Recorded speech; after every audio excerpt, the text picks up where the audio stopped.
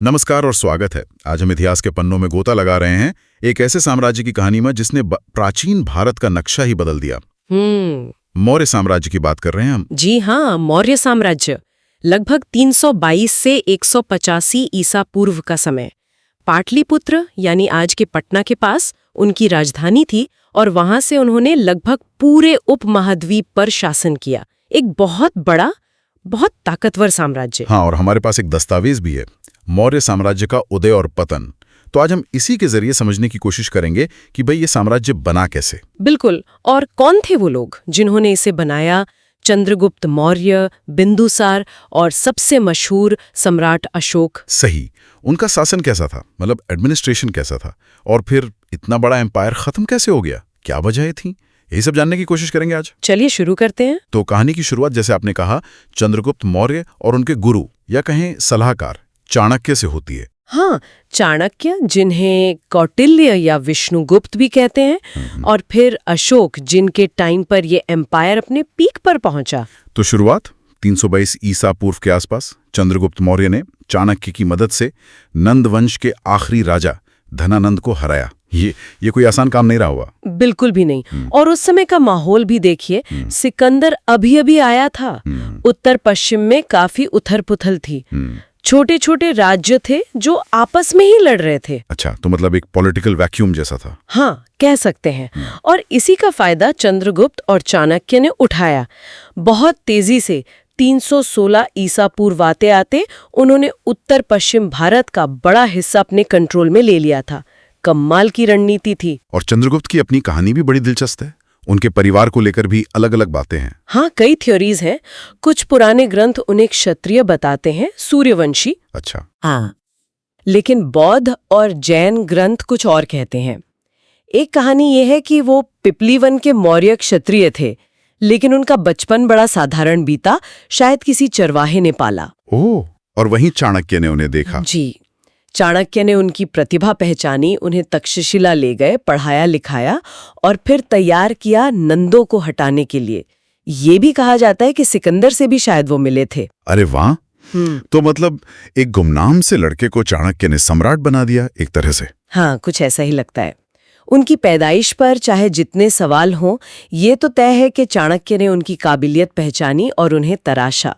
शायद थे वो क्षत्रिय ही, पर हालात मुश्किल थे शुरू में। खैर, साम्राज्य तो बन गया, लेकिन चंद्रगुप्त यहीं नहीं रुके।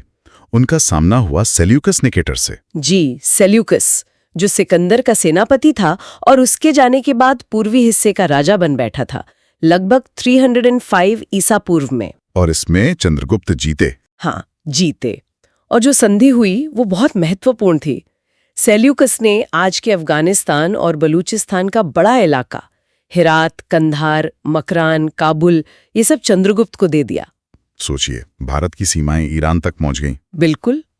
बदले में चंद्रगुप्त ने 500 हाथी दिए सेल्यूकस को, और सेल्यूकस ने अपनी बेटी की शादी भी चंद्रगुप्त से की और मेगस्थनीज को एम्बेसडर बनाकर पाटलिपुत्र भेजा। वही मेगस्थनीज जिसने इंडिका लिखी। हाँ, हालांकि ओरिजिनल किताब तो नहीं है, पर उसके हिस्से दूसरे लेखकों की किताबों में मिलते हैं।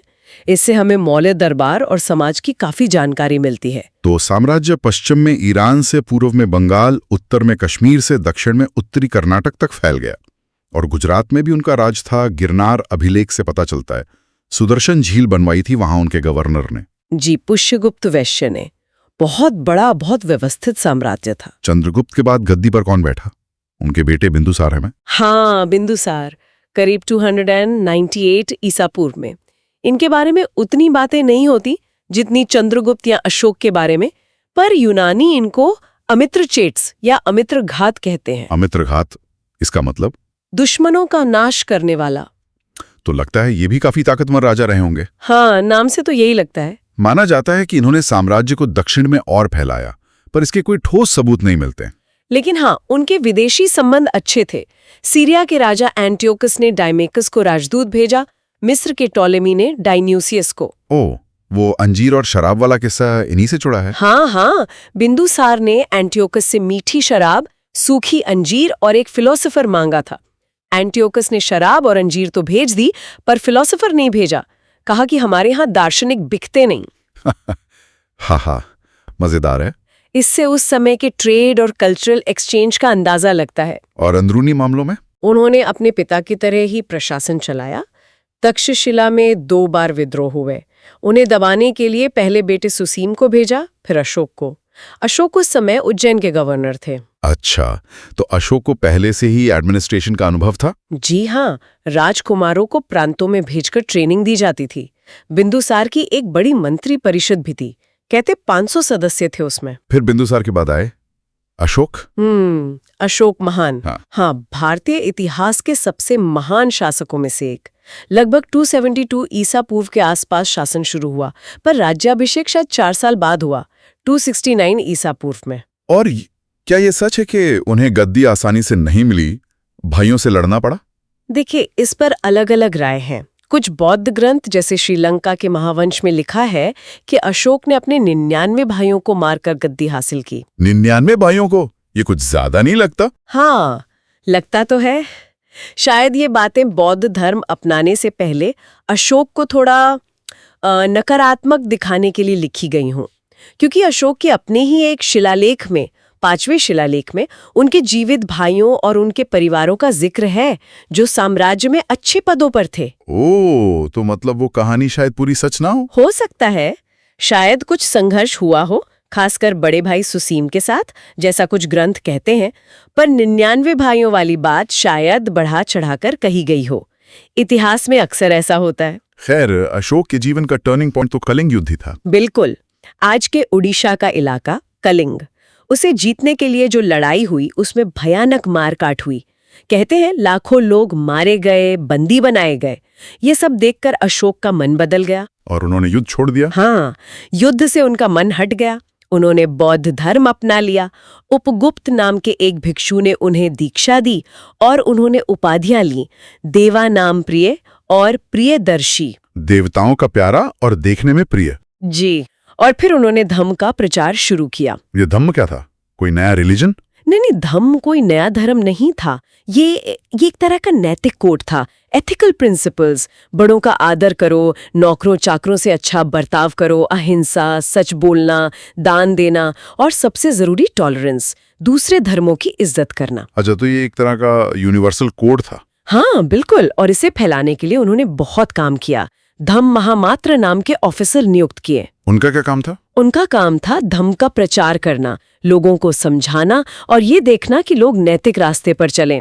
अशोक ने अपने संदेश पत्थर के खंभों और चट्टानों पर खुदवाए। हाँ, अशोक के शिलालेख तो बहुत मशहूर हैं। जी, और सिर्फ अपने देश में नहीं, विदेशों में भी दूत भेजे। सीरिया, मिस्र, ग्रीस, श्रीलंका, सब जगह अपने बेटे महेंद्र और बेटी संघमित्रा को श्रीलंका भेजा था। उस जमाने में इतना बड़ा मिशन? सोचिए, विचारों का ऐसा प्रसार। और उन्होंने लोगों की भलाई के लिए भी बहुत काम किए। शिकार बंद कर दिया, जानवरों की बलि रोक दी, इंसानों और जानवरों दोनों के लिए अस्पताल बनवाए, सड़कें, पेड़, कुएं, सराय। हाँ, ये सब। बहुत दान भी करते थे। लेकिन हाँ, एक बात ध्यान रखने की है, युद्ध छोड़ने के बाद भी उन्होंने सेना खत्म नहीं की थी। साम्राज्य बड़ा था, सुरक्षा जरूरी थी। इतना बड़ा साम्राज्य चलाने के लिए प्रशासन भी तो जबरदस्त रहा होगा। अरे कमाल का था, बहुत ही ऑर्गेनाइज्ड और सेंट्रलाइज्ड। राजधानी पाटलिपुत्र, पूरा साम्राज्य प्रांतों में बटा था जिन्हें चक्र कहते थे। कौन कौन से मुख्य प्रांत थे? पूरब में प्राची, राजधानी पाटलिपुत्र ही थी। उत्तर पश्चिम में उत्तरापथ, राजधानी तक्षशिला। दक्षिण में दक्षिणापथ, राजधानी सुवर्णगिरी। पश्चिम में अवंती राष्ट्र, राजधानी उज्जैनी। और अशोक ने कलिंग जीता तो वो 5वां प्रांत बना, राजधानी तोसली। और इन प्रांतों को कौन संभालता था? गवर्नर कौन होते थे? ज्यादातर राजकुमारी होते थे, कुमार या आर्यपुत्र कहलाते थे। उनकी मदद के लिए मंत्री होते थे, महापात्र। और प्रांतों के नीचे? प्रांत बटे थे जिलों में, जिन्हें आहार या विषय कहते थे। इनके हेड होते थे विषयपति या स्थानिक। फिर नीचे गांवों के समूह होते थे, जैसे 100 गांवों का संग्रहण, 10 गांवों का गोप और सबसे नीचे गांव जिसका मुखिया ग्रामिक। मतलब पूरी हायरार्की थी। बिल्कुल। और जमीन की नापजोक के लिए रज्जुक जैसे अधिकारी थे। टैक्स कलेक्शन के लिए ये जरूरी था। बड़ा सोचा समझा सिस्टम था। मेगास्थनीज ने पाटलिपुत्र शहर के एडमिनिस्ट्रेशन के बारे में लिखा है कि 30 लोगों की काउंसिल थी, 6 कमेटियों में बंटी हुई। हाँ, ये तो बहुत एडवांस लगता है। हर कमेटी के 5 मेंबर और सबके काम बटे हुए थे। जैसे एक कमेटी इंडस्ट्री और कारीगरों को देखती थी, उनकी पगार तय करती थी, मिलावट रोकती थी। दूसरी कमेटी विदेशियों का ध्यान रखती थी। विदेशियों का? हाँ। अच्छा। हाँ। तीसरी जन्म मृत्यु का रिकॉर्ड रखती थी। चौथी व्यापार, नापतोल, बाजार पर नजर। पांचवी मैन्युफैक्चर्ड गुड्स को देखती थी और छठी टैक्स कलेक्शन। वाह, मतलब आज के नगर निगम जैसा पूरा सिस्टम। करीब करीब वैसा ही। वाह। शहर का जो मेन ऑफिसर होता था उसे नागरख कहते थे। और कौटिल्य के अर्थशास्त्र में भी कई विभागों का जिक्र है, लेकिन जो सबसे चौंकाने वाली चीज लगती है वो है उनकी जासूसी व्यवस्था, गुप्तचर प्रणाली। ओह हाँ, वो तो लाजवाब थी। पूरे साम्राज्य में जासूसों का नेटवर्क फैला हुआ था। राजा को हर खबर मिलती थी, अंदर कौन सा विद्रोह पनप रहा है, बाहर से क्या खतरा है। कहते हैं चाणक्य ने इसी के दम पर नंदों को हराया था। बिल्कुल, ये राज्य की स्टेबिलिटी के लिए बहुत जरूरी था। और क्या जनगणना भी होती थी, रेगुलर सेंसस? हाँ, होती थी। लोगों की गिनती, उनके काम धंधे की गिनती, कौन किसान है, कौन व्यापारी, कौन लोहार, यहाँ तक कि जानवरों की भी गिनती होती थी। जानवरों की भी? क्यों? शायद टैक्स लगाने के लिए और रिसोर्स मैनेजमेंट के लिए। इससे पता चलता था कि राज्य के पास कितने संसाधन हैं। तो कुल मिलाके मौर्यों ने पहली बार भारत को एक तरह की पॉलिटिकल यूनिटी दी। शासन सेंट्रलाइज था, पर राजा पूरी तरह डिक्टेटर नहीं था। हाँ, सिस्टम था पूरा। कौटिल्य का सप्तांग सिद्धांत बड़ा फेमस है। राज्य के 7 अंग: राजा, अमात्य, मंत्री, जनपद, इलाका, दुर्ग, किला, कोष, खजाना, सेना और मित्र, सहयोगी। ये उनकी पूरी सोच का आधार था। इतनी बड़ी मशीनरी चलाने के लिए सेना भी तो तगड़ी चाहिए। मेगास्थनीज ने तो बड़े आंकड़े दिए हैं। हाँ, 6 लाख पैदल, 50,000 घुड़सवार, 9,000 हाथी, 800 रथ। अब ये आंकड़े कितना सही हैं कहना मुश्किल है, शायद कुछ बढ़ा चढ़ाकर हो, पर इसमें कोई शक नहीं कि सेना बहुत बड़ी और ताकतवर थी। सेना का हेड कौन होता था? सेनापति, सबसे बड़ा अफसर, फिर युद्ध में लीड करने वाला नायक, बॉर्डर्स की देखभाल करने वाला अंतपाल, और अर्थशास्त्र में तो नेवी का भी जिक्र है। नेवी भी थी? हाँ, लगता तो है।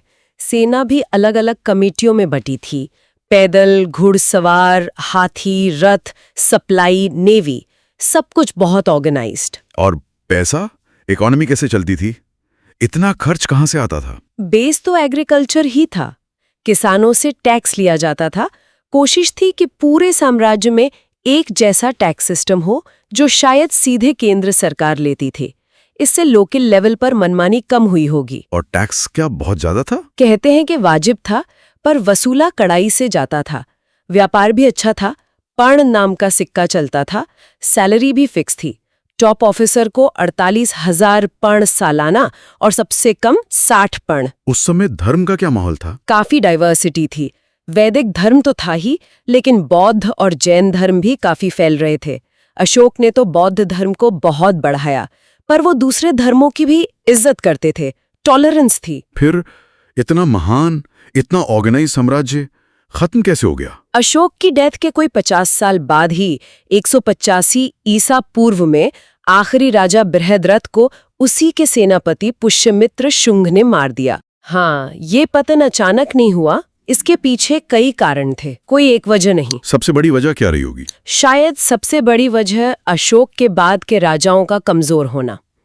वो इतने बड़े साम्राज्य को संभाल नहीं पाए। तो मतलब लीडरशिप फेलियर? हाँ, कह सकते हैं। इसका नतीजा ये हुआ कि दूर के इलाके जैसे कश्मीर, गंधार, विदर्भ वगैरह धीरे धीरे आजाद होने लगे। फिर बाहर से हमले भी शुरू हो गए। यवन यानी इंडो ग्रीक। कमजोर राजा उनका मुकाबला नहीं कर पाए। और एडमिनिस्ट्रेशन में भी दिक्कतें आई? बिल्कुल, जो सेंट्रलाइज सिस्टम ताकतवर राजा के टाइम अच्छा था, वही कमजोर राजा के टाइम मुश्किल बन गया। सेंटर का कंट्रोल ढीला पड़ गया। कुछ इतिहासकार ये भी मानते हैं कि अशोक ने जो इतना खर्च किया स्तूप बनवाने वगैरह में, हाँ, वो 84,000 स्तूप वाली कहानी जी, उससे खजाना खाली हो गया।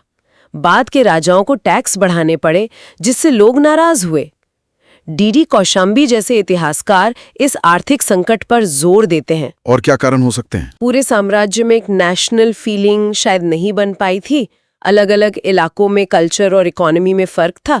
फिर जो प्रोविंशियल गवर्नर थे वो भी शायद मनमानी करने लगे थे, अत्याचार भी होता होगा। कुछ लोग अशोक की अहिंसा नीति को भी दोष देते हैं। हाँ, हेमचंद्र राय चौधरी जैसे विद्वान मानते हैं कि अहिंसा की वजह से सेना कमजोर हो गई।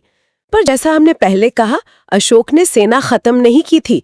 रोमिला थापर मानती हैं कि पूरा एडमिनिस्ट्रेटिव सिस्टम ही धीरे धीरे चरमरा गया था। तो मतलब कमजोर राजा, एडमिनिस्ट्रेटिव प्रॉब्लम, पैसे की तंगी, बाहरी हमले, सब एक साथ। हाँ बिल्कुल, इन सब चीजों ने मिलकर मौर्य साम्राज्य का अंत कर दिया। लेकिन उनकी विरासत तो आज भी है। उनके बनाए स्तूप, स्तंभ, अशोक के शिलालेख तो पूरे देश में मिलते हैं, ब्राह्मी और खरोष्टी लिपि में। जी हाँ, सारनाथ का लायन कैपिटल जो हमारा नेशनल एम्बलम है, वो भी तो मौर्य काल का ही है। पटना के पास कुम्भराहार में उनके महल के खंडहर मिले हैं। तो मौर्य काल ने भारत को क्या दिया? उनकी लेगेसी क्या है? बहुत कुछ। पहली बार इतने बड़े इलाके पर एक पॉलिटिकल यूनिटी, एडमिनिस्ट्रेशन का एक मॉडल जो बाद के राजाओं ने भी अपनाया, लिखने की कला फैली, आर्किटेक्चर और स्कल्पचर में कमाल का काम हुआ, खासकर वो पॉलिश वाले पत्थर के खंभे। और अशोक का धम। हाँ, अशोक का धम, शासन में नैतिकता लाने की एक अनोखी कोशिश। उसका असर तो आज भी महसूस होता है। एक नजर शासकों की लिस्ट पर डाल लेते हैं। चंद्रगुप्त, फिर बिंदुसार, फिर अशोक। अशोक के बाद कौन कौन हुए? अशोक के बाद दशरथ, संप्रति, शालीसोक, देववर्मन, शतधन्वन और फिर आखिरी थे बृहद्रथ। पर ये बाद वाले उतने प्रभावशाली नहीं थे। तो आज हमने देखा कि कैसे चंद्रगुप्त और चाणक्य ने मिलकर एक विशाल साम्राज्य खड़ा किया। जी, और कैसे अशोक ने उसे ना सिर्फ फैलाया बल्कि एक नैतिक दिशा भी दी। उनका कमाल का प्रशासन, खासकर वो जासूसी वाला सिस्टम। और फिर हमने समझा कि कैसे धीरे धीरे कई वजहों से ये महान साम्राज्य बिखर गया। बिल्कुल, मौर्य साम्राज्य भारतीय इतिहास का एक बहुत ही महत्वपूर्ण पड़ाव है। पहली बार इतनी बड़ी राजनीतिक एकता, प्रशासन के ऊंचे मानक और अशोक की धम्म नीति, ये सब उनकी देन है। आज की बातचीत को यहीं रोकते हैं, लेकिन एक सवाल मन में आता है।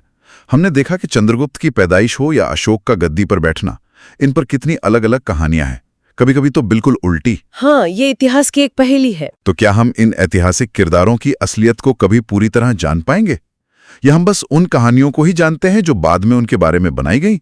और ये कहानियां जो इतनी सदियों तक चलती रहीं, यह हमें क्या बताती हैं कि बाद की पीढ़ियों ने किन बातों को अहमियत दी, इतिहास को कैसे याद रखा? सोचने वाली बात है। बिल्कुल, इस पर विचार करना चाहिए।